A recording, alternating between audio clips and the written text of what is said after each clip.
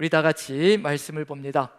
마태복음 4장 18절에서 22절 같이 한번 마태복음 4장 18절부터 22절 같이 한번 읽어보도록 하겠습니다. 천천히 어떤 내용이 있는지 같이 한번 봅니다. 같이 읽습니다. 시작.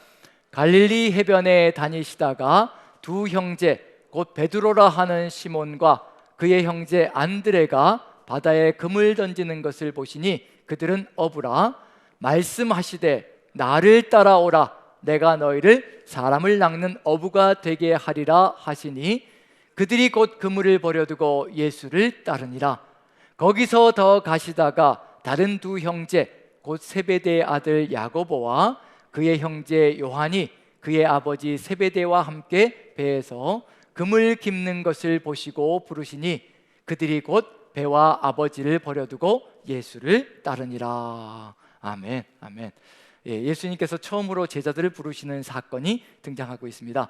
이 내용을 가지고 이 내용 속에서 중요한 의미들을 뽑아서 오늘 주님이 하신 일, 이 사순절 기간 동안에 우리가 예수님의 뒤를 어떻게 따라가야 될 것인가를 한번 같이 묵상해보는 시간을 가지려고 합니다. 그래서 제목은 나를 따르라. 그 이름 예수. 예수라는 이름이 어떤 의미를 가지고 있는지 우리는 이미 알고 있습니다. 그 예수라는 이름, 이것을 우리가 어떻게 따를 수 있을 것인가, 그것을 한번 같이 살펴보면서 나가려고 합니다. 오늘 읽은 본문의 내용 속에서는요, 우리 사역의 방향에 대해서 얘기하는 것 같습니다. 제자들을 부르실 때 보여주신 게 뭐냐면요, 우리에게는 이런 사명이 있다는 것을 보여주시고 우리를 불러내시는 그런 역사가 들어가 있습니다. 그런데 크게 두 가지가 들어가 있습니다.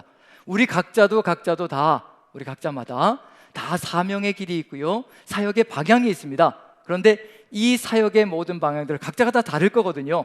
찬양팀으로, 또 예배 봉사로, 또 어떤 기도 담당자로, 그리고 또 뒤에서 또 받쳐주는 수많은 일들이 있습니다. 이러한 사역의 내용들이 각각 다 다르다고 볼 수가 있는데요, 하지만 크게 두 가지로 나누어 볼 수가 있을 것 같습니다. 그래서 무엇으로 나눌 수 있냐면요, 두 가지로 나눌 수 있는데, 오늘 읽은 본문의 내용처럼 예수님께서 제자들을 부르실 때 의도적으로 베드로와 안드레가 있고요, 그 다음에 요한과 야고보가 있습니다. 그런데 이 두 형제 그룹을 부르실 때 형제들이 하고 있던 일들이 있습니다. 그 두 가지가 만나면, 우리가 그 두 가지가 조합되어지면 하나님의 교회의 모습이 아닐까라는 생각을 해봅니다. 자, 베드로와 안드레가 무엇을 하고 있을 때, 배에서 무엇을 하고 있을 때 부름을 받았다고 되어 있나요? 배에서 그물을 던질 때 부름을 받았다고 되어 있습니다. 이런 것 하나하나가 의미 없이 기록된 게 아니라는 얘기거든요. 그물을 던질 때 부름을 받았습니다. 그런데 야고보와 요한은 또 다른 일을 하다가, 배에서 다른 것을 하다가 부름을 받습니다. 그게 어떤 내용인가요? 그물을 깁다가 부름을 받았습니다. 그럼 크게 두 가지의 사역으로 나뉘어질 수 있다는 것을 알 수가 있습니다. 그물을 던지는 사역과 그물을 던져서 고기들이 모아지면 그 고기들을 끝까지 지켜내는 그물을 깁는 사명을 가진 존재들이 있다는 것, 이 두 가지가 합쳐질 때 동역의 역사가 일어나고요, 교회가 아름답게 연합되어지는 아름다운 역사가 펼쳐질 것이라는 것. 어떤 사람들은 나가서 전도하면서 선교하면서, 그리고 또 주변에 예수 그리스도의 말씀을 전하면서 믿지 않는 사람들에게 계속 증거하는 분들이 있습니다. 그런 증거하는 분들이 있거든요. 용감하고 씩씩하게 그렇게 하시는 분들이 있습니다. 그런데 어떤 분들은 성품이 나가서 이렇게 얘기하지 못하는 성품들도 있습니다. 또 그런 분들은 어떤 사명을 받았다고 보느냐면요, 이 안에 그러한 새 가족들이 들어오면 잘 보살피고 양육하고 지켜서 그물을 깁는 사명이잖아요. 그물을 기워서 빠져나가지 못하게 그리고 돌보고 이끌어가는 그런 사명자들도 있습니다. 이 두 가지 사명이 합쳐져야 교회는 아름답게 부흥의 역사를 이뤄갈 수 있는 것이고 하나님 나라가 확대되어져 갈 수가 있는 거죠. 이 사명은 누구에게도 드러났느냐면요, 이미 마리아와 요셉의 이야기 속에서도, 마리아는 잉태하는 사명이잖아요. 예수 그리스도를 잉태하는 사명이고, 요셉은 그 잉태한 마리아를 돌보고 보살피면서 예수 그리스도가 태어나셨을 때 또 돌보고 양육하며 이끌어 나가는, 보호하는 보호자의 역할을 감당하는 거죠. 두 사람이 동역을 해야 예수 그리스도의 삶의 역사가 일어난다는 것처럼 우리도 역시 마찬가지로 아름답게 동역의 역사가 반드시 필요합니다. 그런데 각자가 다 다르거든요. 때로는 배타적일 때가 있습니다. 내가 하는 사역이 더 커 보이고 저 사람이 하는 사역은 왜 이렇게 작아 보이고, 그래서 때로는 자랑하고 큰 소리 칠 때도 있습니다. 그렇게 돼서는 절대로 안 되는 거죠. 그러지 않고 각자가 맡은 사역이 크든지 작든지 간에 서로 하나 되어져서 연합하고 동역할 수 있는 길이 어디에 있을 것인가, 그 한 가지가 바로 이 한 가지 내용 속에 들어가 있습니다. 그게 뭐냐면요, 예수님께서 나를 따르라고 하실 때, 예수 그리스도를 따르는 삶으로 하나 되어질 때 우리는 어떤 사명을 받았든지요, 어떤 사역을 감당하고 있든지 우리는 하나 되어서 연합의 길로 나아갈 수가 있습니다. 나를 따르라고 하시는 그 음성 속에서는요, 하나님의 뜻이 무엇인가를 우리가 깨닫고 서로 연합할 수 있는 길이 그 안에 분명히 들어가 있을 겁니다. 그리고 나를 따르라고 하셨을 때는 분명히 뭐가 들어가 있냐면요, 어떻게 따라가야 될 것인가, 무엇을 따라가야 될 것인가, 어떤 길을 따라가야 되는가, 그것을 분명히 보여주실 겁니다. 보여주시지 않고 우리에게 나를 따르라고 하신다면 어디를 따라가겠으며 무엇을 따라갈 수 있겠습니까? 예수님께서 나를 따르라고 하셨을 때는요, 분명히 뭐가 있느냐면요, 이미 보여주신 게 있을 겁니다. 이러한 길을 따라가는 것이며 이러한 길을 따라가는 결론은 무엇이 될 것인가, 우리는 이미 결론을 가지고 있습니다. 예수 그리스도를 따라갈 때 어떤 존재가 될 것인지 이미 예수님이 말씀해 주셨거든요. 우리의 정체성은 세상에 무엇이라고 말씀해 주셨던가요? 세상의 빛이다라고 분명히 말씀해 주셨거든요. 그게 우리의 정체성입니다. 빛은 아무나 되지 않습니다. 예수 그리스도는 빛이십니다. 하나님은 빛 그 자체이거든요. 빛의 근본이십니다. 그런데 우리는 저절로 빛이 되는 존재가 아닙니다. 누가 함께해야 빛이 될 수 있다는 얘기냐면요, 하나님이 함께해야, 나를 따르라고 하시는 그 주님이 우리와 함께 하시고 우리를 이끌어 가셔야 우리는 세상 속에서 빛이 될 수가 있습니다. 그럼 그런 길들, 우리에게 빛이 되는 길이 어떻게 되는 것인지 분명히 알려주실 거거든요. 그래서 나를 따르라고 하시기 전에 분명히 뭔가 사건들을 보여주실 겁니다. 그 사건들 하나하나가 연결되어져서 결국 우리가 어떻게 빛이 되는가, 세상 속에서 어떻게 빛으로 환하게 빛나는가, 그걸 보여주실 것이라는 얘기거든요. 그런 점에서 이제 예수님께서 나를 따르라고 제자들을 부르시는 그 사건 바로 전에 어떤 내용이 들어가 있는가, 한 군데만, 결론만 먼저 봅니다. 예수님께서 이걸 보여주신 것은 우리를 이러한 길로 이끌어 가시는 그런 삶이라는 것을 보여주시기 위한 의도가 들어가 있는 거죠. 자, 한번 읽어봅니다. 마태복음 4장 12절부터 17절까지, 오늘 읽었던 본문이 18절부터입니다. 18절부터 나를 따르라고 하시는 거죠. 그런데 나를 따르라고 하시기 전에 이미 보여주신 것이 있습니다. 이러한 길을 따라가는 것이라, 나를 따르면 이러한 역사가 펼쳐지는 것이라, 그걸 보여주시는 겁니다. 그럼 예수님의 삶은 우리가 본받아 따라가야 될 삶의 본이라는 것을 분명히 알 수가 있습니다. 자, 12절부터 17절까지 천천히 한번 읽어봅니다. 예수 그리스도를 따를 때 어떤 결론에 도달할 것인지 같이 읽습니다. 시작. 예수께서 요한이 잡혔음을 들으시고 갈릴리로 물러가셨다가 나사렛을 떠나 스불론과 납달리 지경 해변에 있는 가버나움에 가서 사시니, 이는 선지자 이사야를 통하여 하신 말씀을 이루려 하심이라. 일러스되 스불론 땅과 납달리 땅과 요단강 저편 해변길과 이방의 갈릴리요, 흑암에 앉은 백성이 큰 빛을 보았고 사망의 땅과 그늘에 앉은 자들에게 빛이 비치었도다 하였느니라. 이때부터 예수께서 비로소 전파하여 이르시되 회개하라, 천국이 가까이 왔느니라 하시더라. 분명하게 뭐라고 되어 있냐면요, 흑암에 앉은 백성이 큰 빛을 보았고 사망의 땅과 그늘에 앉은 자들이 빛이 비치었도다라고 분명히 되어 있습니다. 예수 그리스도께서 환하게, 흑암의 세상 속에 환하게 빛으로 빛을 비추는 역사가 펼쳐집니다. 예수님께서 걸어가실 길이 바로 이거라는 것을 분명히 보여주고 있습니다. 그리고 예수님의 뒤를 따라가야 될 존재가 어떻게 세상 속에서 빛나야 될 것인지 그걸 이미 우리에게 보여주시고 계시는 중입니다. 15절을 보면요, 스불론 땅과 납달리 땅과 요단강 저편 해변길과 이방의 갈릴리요, 이스라엘 민족의 땅과 이방 땅까지도 환하게 빛으로 비추시는 그 역사가 우리 구주 예수 그리스도를 통해서 분명히 보여질 것이라는 것을 알려주고 있는 중입니다. 그리고 이 4장에서요, 마지막 부분에서 예수님께서 나를 따르라고 제자들을 불러내시는 거죠. 그리고 5장에서 뭘 보여주냐면요, 우리의 정체성을 선포하는 것으로부터 시작되어집니다. 너희는 세상의 빛이라라고 우리의 정체성을 선포하신 다음에요, 그 다음에 산상순의 내용을 쏟아붓습니다. 그럼 결국 따라가야 될 길이 무엇인가를 분명히 우리에게 보여주고 있는 중입니다. 산상순의 내용 속에서 우리에게 선포하실 때 너희는 세상의 빛이다 라고 선포하셨습니다. 그 얘기는 뭐냐면요, 너희는 빛이 될 것이다 라고 얘기하지 않으셨습니다. 미래형으로 얘기하지 않으셨다는 얘기예요. 너희는 세상의 빛이다 라고 분명히 선포하셨습니다. 이미 빛이라는 겁니다. 이미 빛이라는 얘기는 뭐냐면요, 예수 그리스도를 따르는 존재는 이미 빛이라는 것을 알려주고 있는 중입니다. 그러면 이제 우리가 어떻게 환하게 세상 속에서 빛날 것인가? 예수님은 빛의 근본이시기 때문에 이미 빛이 환하게 빛나시는 분입니다. 그럼 예수님은 우리에게 보여주실 겁니다. 이러한 길을 걸어가는 것, 내 뒤를 이렇게 따라올 때야 너희도 환하게 빛날 수 있을 것이라, 그걸 보여주셔야 합니다. 그래야 우리도 그 뒤를 따라가며 세상 속에서 빛을 발하겠죠. 한번 생각해 보십시오. 우리가 세상 사람과 똑같이 살아간다고 생각해 보십시오. 세상 속에 들어가서 그리스도인들이 세상 사람이 살아가는 방식 그대로 살아간다고 생각해 보십시오. 우리가 어찌 빛이 될 수 있겠습니까? 절대로 빛이 될 수가 없습니다.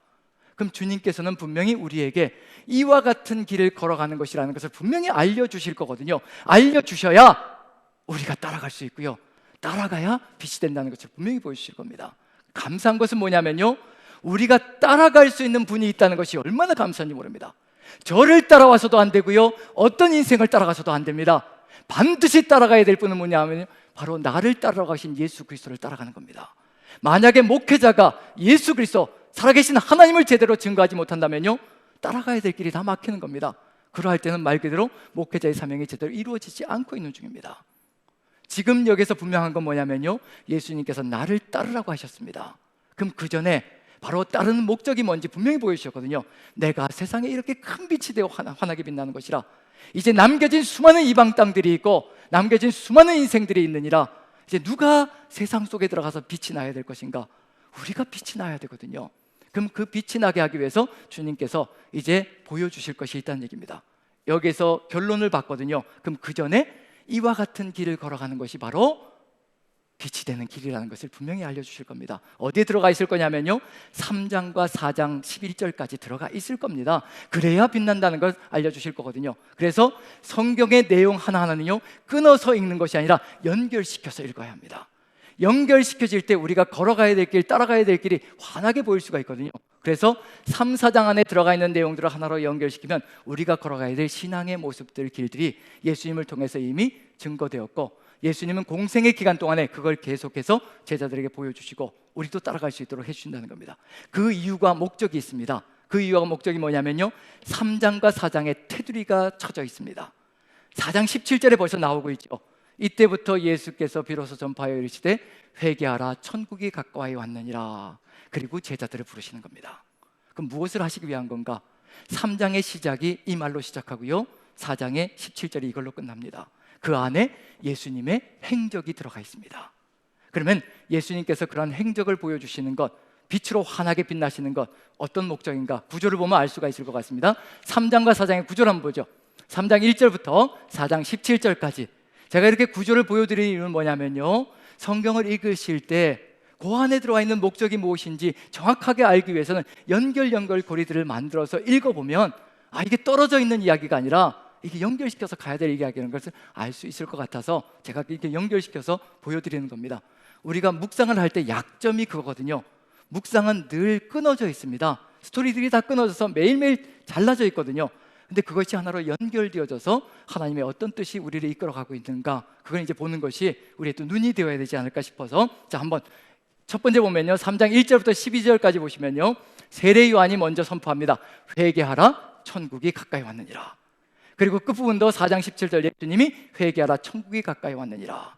예수님께서 이 땅에 오신 것은 우리를 회개케 해서 결국은 천국의 기쁨을 누리게 하시고, 우리뿐만 아니라 우리를 또 세상에 넣으셔서 세상의 빛이 되게 하셔서 세상 사람들도 회개의 길로 가게 만들고 또 천국의 기쁨을 누리게 만드시려는 하나님의 뜨거운 의지와 생각이 들어가 있다는 것을 안다면, 그 테두리 속에 들어가 있는 내용이 무엇인가? 그럼 그 중심에 들어가 있는 내용이 뭐가 될 것이냐면요, 바로 회개가 무엇인지 보여주실 것이며, 그 회개를 통과하고 이루어질 천국이 무엇인가, 예수님께서 환하게 빛으로 비춰주시는 그 영광스러운 천국, 그것을 누릴 수 있는 길이 어디에 있을 것인가, 그걸 보여주는 것이 세 가지 사건 속에 들어가 있습니다.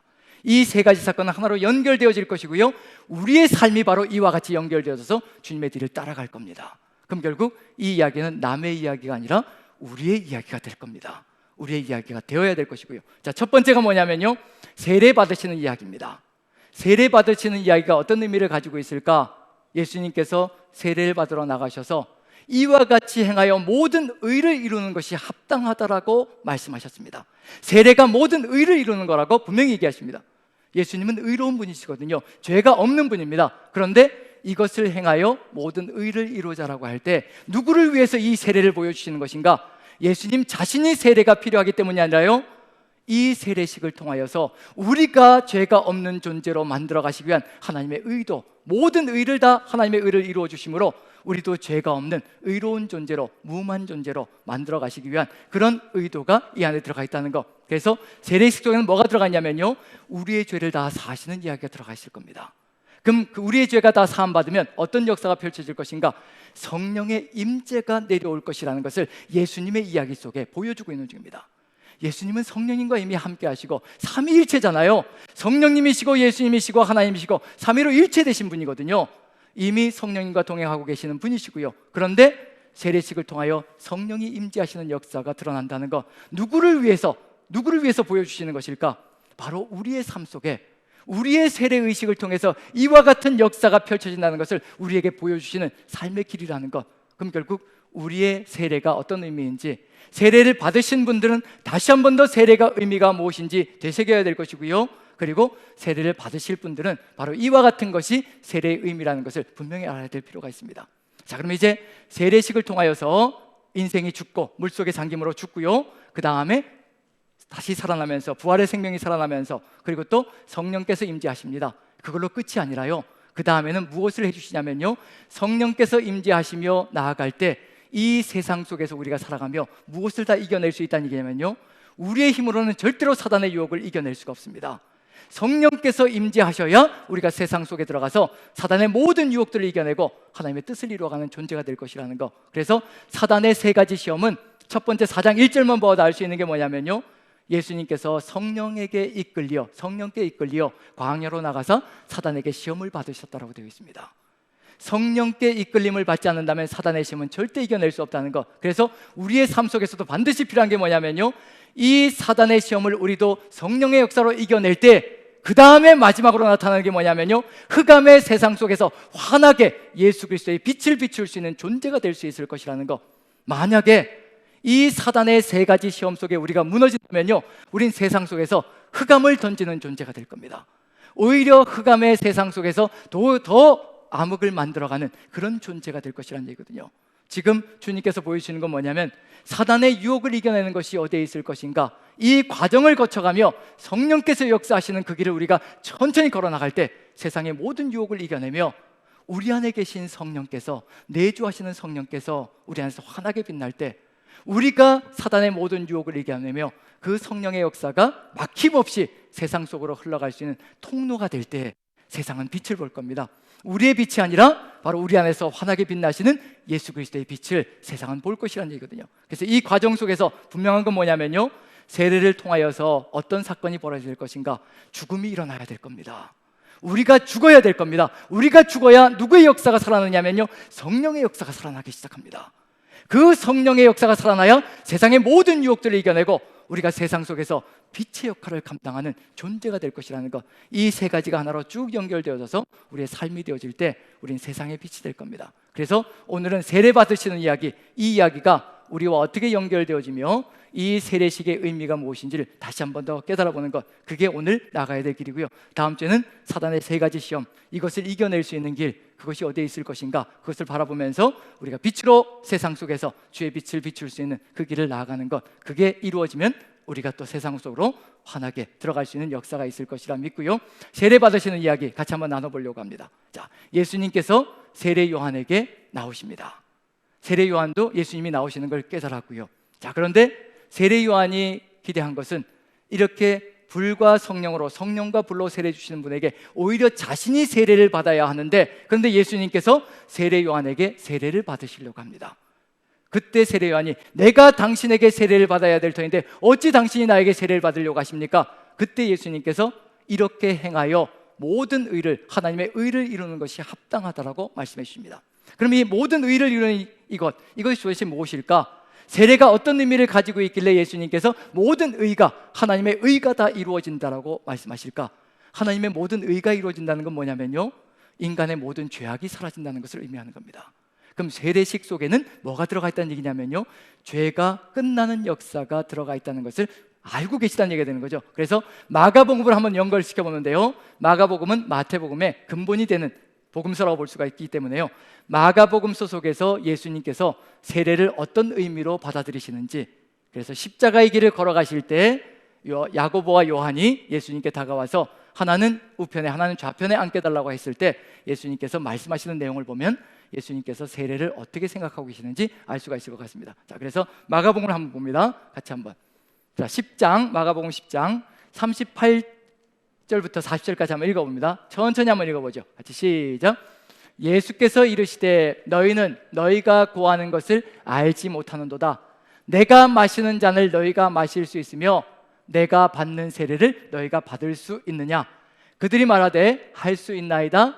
예수께서 이르시되 너희는 내가 마시는 잔을 마시며 내가 받는 세례를 받으려니와 내 좌우편에 앉는 것은 내가 줄 것이 아니라 누구를 위하여 준비되었든지 그들이 얻을 것이니라.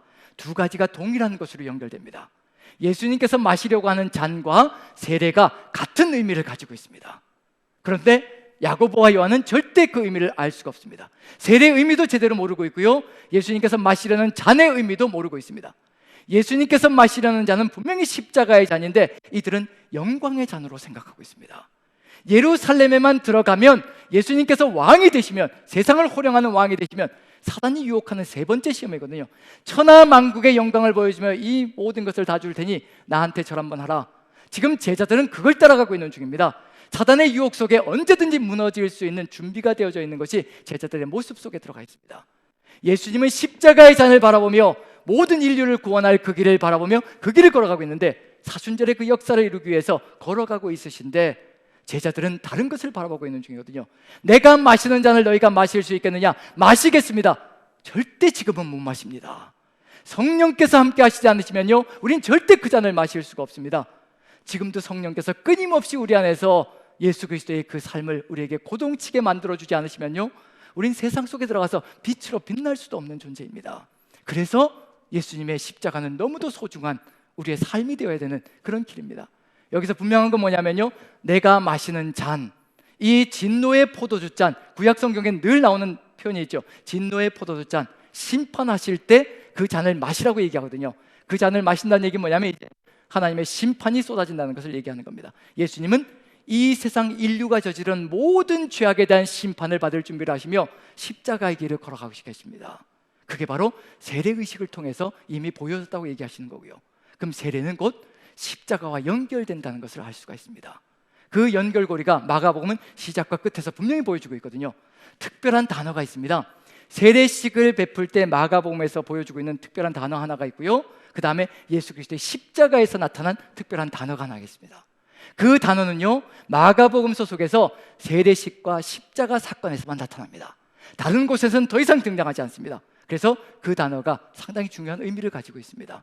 그 세례의 의미, 십자가의 의미가 그것을 위해서, 우리를 위해서 베풀어 주시는 것이기 때문에 그렇습니다. 한번 십자가와 세례를 한번 연결시켜 보죠. 세례식과 십자가입니다. 자, 마가복음 1장 9절부터 11절까지 자, 색깔을 좀 칠해놨는데요, 한번 읽어보면서 느껴보기로 하죠. 자, 9절부터 11절까지 천천히 한번 읽어봅니다. 같이 시작. 그때 예수께서 갈릴리 나사렛으로부터 와서 요단강에서 요한에게 세례를 받으시고 곧 물에서 올라오실새 하늘이 갈라짐과 성령이 비둘기같이 자기에게 내려오심을 보시더니 하늘로부터 소리가 나기를 너는 내 사랑하는 아들이라 내가 너를 기뻐하노라 하시니라. 분명한 건 9절이 뭐냐면요, 그때 예수께서 갈릴리 나사렛에서 와서 요단강에서 요한에게 세례를 받으시고, 세례는 침례라고 번역하는 게 더 올바릅니다. 우린 세례식을 하죠. 머리끝부터 발끝까지 머리끝에 물을 찍습니다.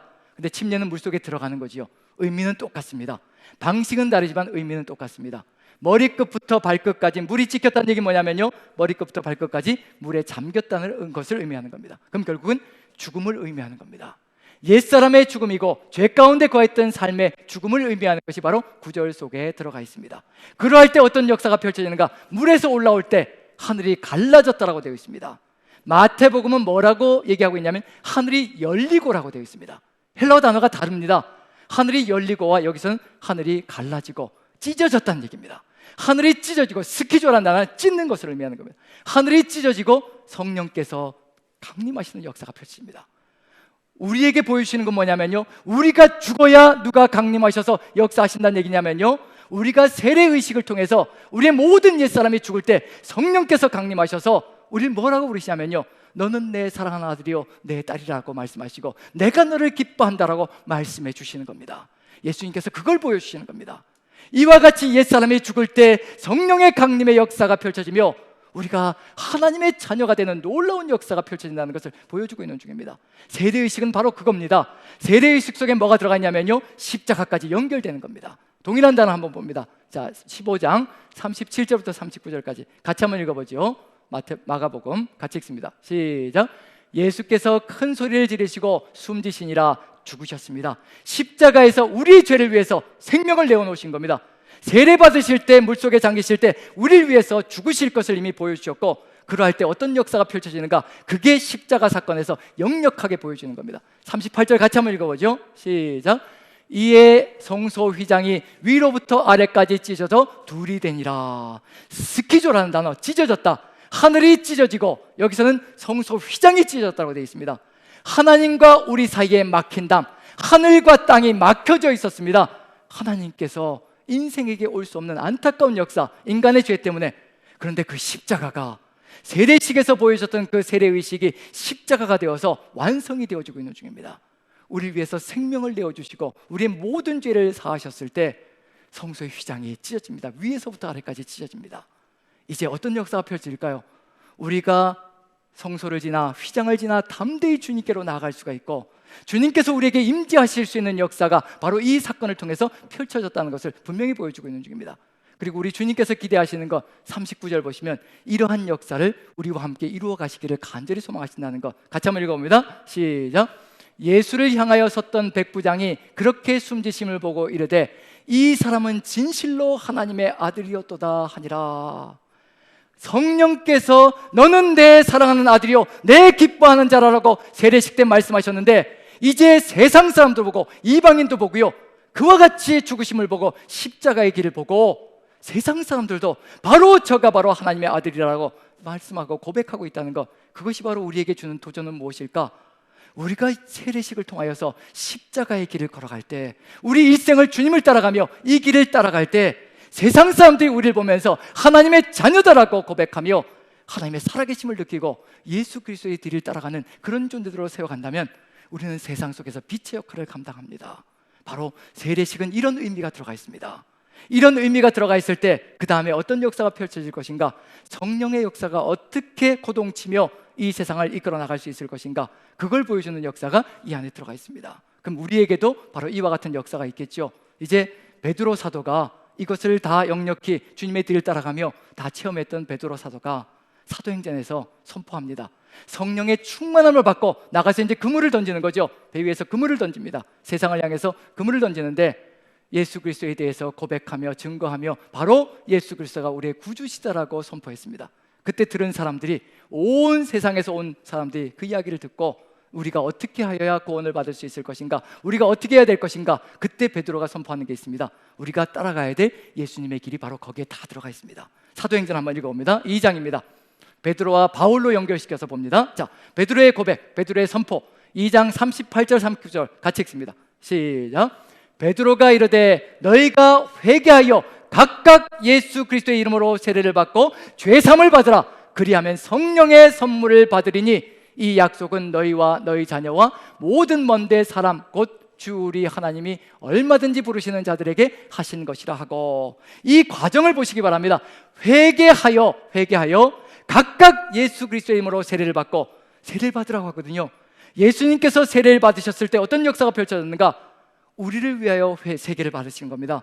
우리를 위하여 세례를 받으셨고요, 우리가 세례를 받을 때, 회개하여 세례를 받을 때 우리의 죄를 다 고백하며 하나님 앞에 회개하는 역사가 펼쳐집니다. 그러할 때 이 세례식을 통해서 우리의 옛사람이 죽습니다. 죄사함의 역사가 펼쳐집니다. 그러할 때 어떤 역사가 펼쳐질 것인가? 성령의 선물을 받으리니 성령께서 임재하시고 우리에게 성령의 은사가 넘쳐나는 삶의 길을 열어가게 해주실 것이라고 분명히 선포하고 있습니다. 주님이 걸어가신 그 길을 우리가 따라가는 겁니다. 나를 따르라고 하셨거든요. 그러할 때 어떤 역사가 펼쳐지는가? 바울 사도가 연결시켜서 이야기합니다. 8장, 로마서 8장 16절을 보시면요, 성령께서, 우리가 회개하고 세례를 받고 제사함을 받고 성령께서 임재하시면 어떤 역사가 펼쳐질 것인가? 바로 이와 같은 예수님께서 보여주신 역사가 우리의 삶 속에 그대로 펼쳐진다고 얘기합니다. 자, 8장, 로마서 8장 16절 같이 한번 읽어보죠. 시작. 성령이 친히 우리의 영과 더불어 우리가 하나님의 자녀인 것을 증언하시나니, 성령께서 선포하신다는 겁니다. 우리가 하나님의 자녀라는 겁니다. 예수님께서 세례 받으셨을 때 하늘이 찢어지고요, 성령께서 강림하셨습니다. 그리고 선포하셨습니다. 너는 내 사랑하는 아들이요 내 기뻐하는 자라. 지금 성령께서 우리에게 말씀해 주시는 겁니다. 너는 내 사랑하는 자녀이고 내 기뻐하는 자라. 나와 함께 동역하며 나와 함께 따라가며 나의 길을 따르는 그런 존재가 되어야 될 것이라. 그걸 지금도 성령께서 우리에게 역사하시며 우리에게 알려주시고 계시는 중입니다. 그럼 이제 우리가 따라가야 될 길이 무엇인가? 누구의 뜻을 따라서 살아가야 될 것인가? 우리에게 함께 하시는, 우리에게 내주하시는 그 성령님, 그 뒤를 따라가는 것, 그것이 무엇인가? 세례를 통해서 우리에게 주신 의미가 무엇인가? 갈라디아서 2장 20절이 세례의 의미를 분명하게 보여줄 것이고요, 우리가 차후로 걸어가야 될 길이 무엇인가? 하나님의 자녀라면 어떤 길을 걸어가야 될 것인가? 그것도 분명하게 나타날 겁니다. 자, 갈라디아서 2장 20절 같이 한번 읽어봅니다. 시작.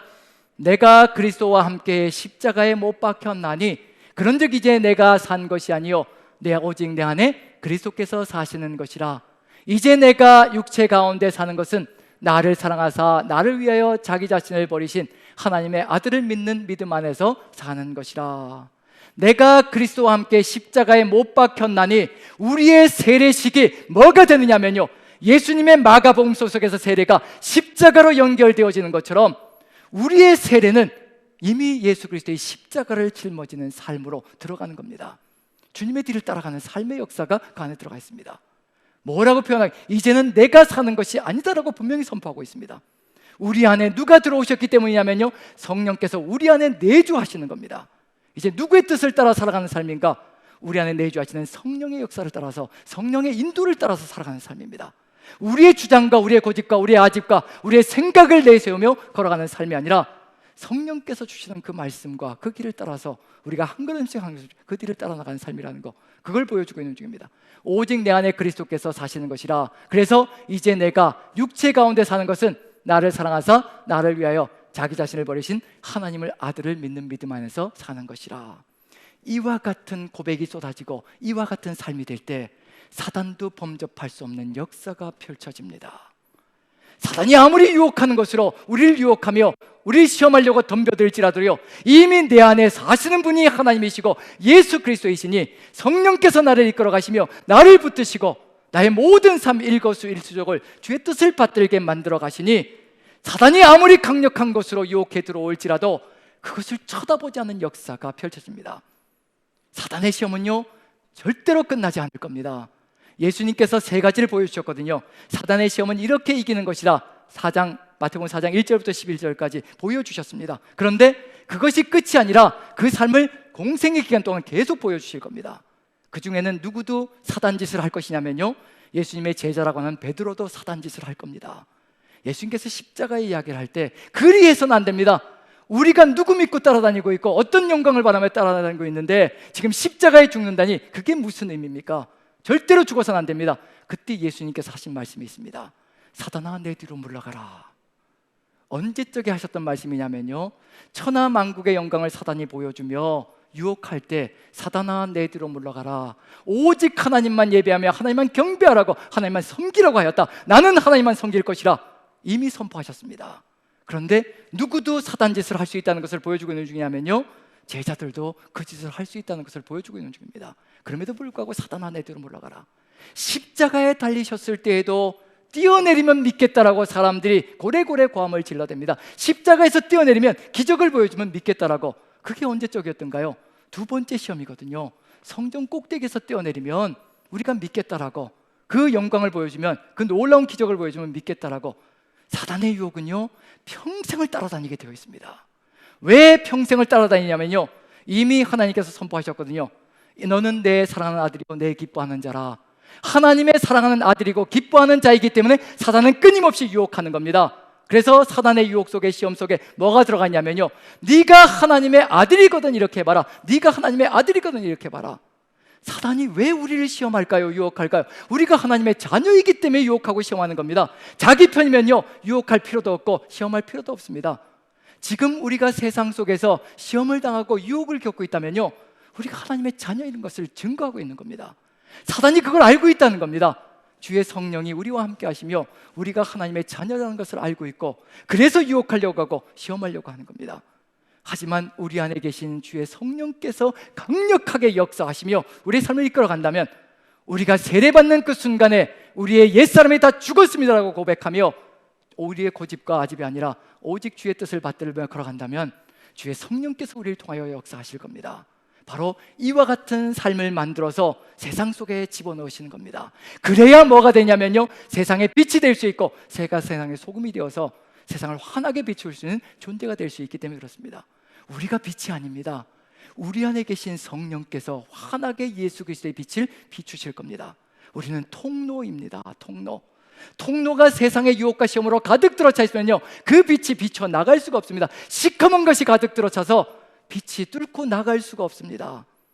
우리를 시험을 이기게 하시고 사단의 유혹을 극복하게 하시며 이렇게 세상을 이기게 만들어 가시는 이유는 우리 안에 계신 성령께서 환하게 세상 속에서 빛나시기를 소망하시기에, 우리를 통하여서 주 예수 그리스도의 그 놀라운 빛이, 그 큰 빛이 이방 땅까지 환하게 비추시기를 간절히 소망하시기에 우리를 통하여 그 역사를 이루기를 간절히 소망하셔서 우리가 주님의 뒤를 따르기를 간절히 소망하시고 계시는 중입니다. 지금 우리와 하나님이 함께 하시고 성령께서 함께 하십니다. 그 성령께서 이끌어가는 그 길 속에 우리가 해야 될 것이 있다면 딱 한 가지밖에 없습니다. 성령님을 믿는 겁니다. 성령님께서 우리에게 주시는 그 말씀을 액면 그대로 믿는 겁니다.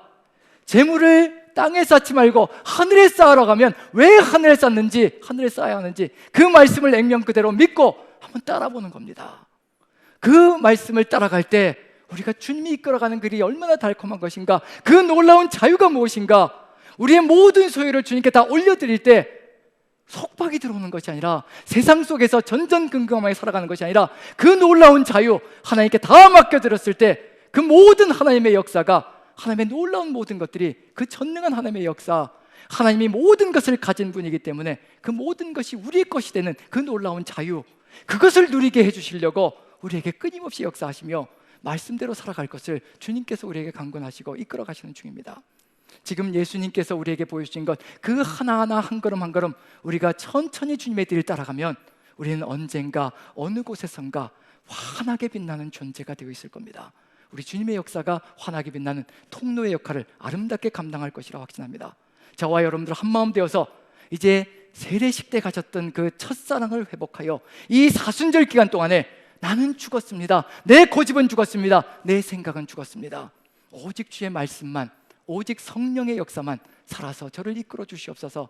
이 사순절 기간이 저와 여러분들 그와 같이 우리는 죽고 예수 그리스도는 살아나시는 그런 놀라운 시간이 되어서 하나님과 함께 동행하는 빛의 역할을 감당하는 우리 모두가 되기를 간절히 축원드립니다. 우리 같이 한번 기도했으면 좋겠습니다. 지금 이 시간 이 사순절이 이미 시작되어졌는데 우리 같이 한번 한마음 되어서 기도했으면 좋겠습니다. 오직 우리가 세례식을 통하여 이미 죽었습니다. 하나님, 성령께서 강력하게 역사하여 주시옵소서. 우리가 죽었다는 것을 깨닫게 도와주시고 우리가 이미 주의 사람이요 성령의 사람이요 사단의 시험이 들어올지라도 이길 수 있는 존재가 되게 해달라고 우리 주님께 같이 한번 간구하는 시간을 가졌으면 좋겠습니다. 성령의 역사로 인도하여 주시옵소서. 같이 한번 기도합니다. 사랑의 하나님, 성령의 역사로 인도하여 주시고 아버지의 뜻 가운데 우리를 이끌어 주시어서 오직 주님의 그 역사 가운데 우리의 삶을 인도하여 주옵소서. 우리가 세례식을 이미 통과하였습니다. 우리 주님께서 세례의 의미를 더 깊이 깨닫게 도와주시고 우리의 옛사람이 죽었다는 것을 마음에 새기고 성령의 역사를 따라 살아가는 우리 모두가 되게 도와주옵소서. 그 성령의 역사가 살아날 때 주 예수 그리스도의 생명이 살아나는 놀라운 빛의 역할을 감당할 수 있을 줄로 믿습니다. 우리의 삶을 인도하시고 이끌어 주시옵소서. 사랑의 하나님, 우리의 삶은 이미 죽었음을 고백합니다. 우리의 고집도 아집도 생각도 주장도 우리의 비판하는 마음도 비난하는 마음도 다 사라졌음을 고백합니다. 성령께서 끊임없이 알려주시옵소서. 우리가 새 사람, 새로운 피조물이라는 것을 기억해 도와주시옵소서. 이 사순절 기간 동안 우리 주님께서 우리를 위하여 일으켜주신 역사가 무엇인지를 더 가슴 깊이 깨닫고 성령의 역사를 따라서 주의 뜻을 이루어가는 우리 모두가 되게 그 결단이 일어나는 시간이 될 수 있도록 주께서 함께 하시고 은혜로 인도하여 주시옵소서. 우리 주님 이름 받들어 감사하며 기도합나이다. 아멘. 아멘. 우리 다 같이 일어나셔서 같이 한번 주님을 향하여 선포하고 고백하는 시간을 가졌으면 좋겠습니다. 구주와 함께 나 죽었으니 세상을 향하여도 선포합니다. 구주와 함께 나 죽었으니 구주와 함께 나 살았도다. 영광의 그날이 이르도록 언제나 주만 바라봅니다. 언제나 주는 날 사랑하사 언제나 새 생명 주시나니 영광의 그날이 이르도록 언제나 주만 바라봅니다. 맘속에 시험을 받을 때와 무거운 근심이 있을 때에 주께서 그때도 같이 하사 언제나 나를 도와주시네. 언제나 주는 날 사랑하사 언제나 새 생명 주시나니. 아멘. 영광의 그날에 이르도록 언제나 주만 바라봅니다. 뼈 아픈 눈물을 흘릴 때와 쓰라린 마음으로 탄식할 때 주께서 그때도 같이 하사 언제나 나를 생각하시네.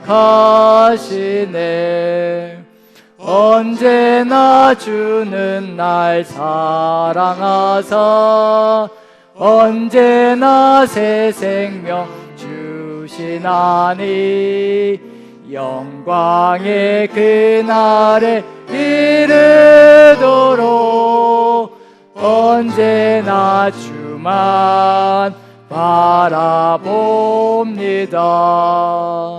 내 몸의 약함을 아시는 주 못 고칠 질병이 아주 없네. 괴로운 날이나 기쁜 때나 언제나 나와 함께 하시네. 언제나 주는 날 사랑하사 언제나 새 생명 주시나니 영광의 그날에 이르도록 언제나 주만 바라봅니다. 아멘.